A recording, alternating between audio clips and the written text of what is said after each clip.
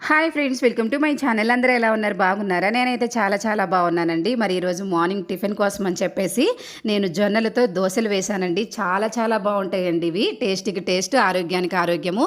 మరి ఆరోగ్యము plus taste ఒకే చోట దొరుకుతుందంటే ట్రై చేయడంలో తప్పులేదు కదా! మరి ఎట్లా వేయాలి ఈ జొన్న దోశలు అనేవి నేను చెప్పేస్తాను, మీరు చూసేయండి.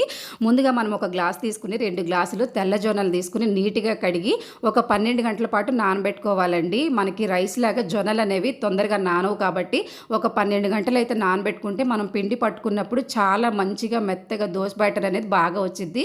తర్వాత అదే గ్లాస్‌తో కొద్దిగా తగ్గించుకొని మినపగుళ్ళు వేసుకుందామండి. అంటే గ్లాస్ కూడా పూర్తిగా వేసుకోకుండా అర గ్లాస్‌కి ఎక్కువ, గ్లాస్‌కి తక్కువ వేసుకోవాలి. తర్వాత ఈ 2 సెపరేట్‌గా నానబెట్టేసుకొని దోస బ్యాటర్‌లా పట్టేసుకున్న తర్వాత కొద్దిగా సాల్టు, వాటర్ యాడ్ చేసేసుకొని మనం మంచిగా ఆనియన్స్, పచ్చిమిర్చి, జీలకర్ర ఇవన్నీ వేసేసుకొని దోసలు వేసేసుకొని చట్నీ వేసుకొని తింటే సూపర్‌గా ఉండిద్దండి. వీడియో కనుక మీకు నచ్చినట్లయితే లైక్ చేసి, షేర్ చేసి నా ఛానెల్‌ని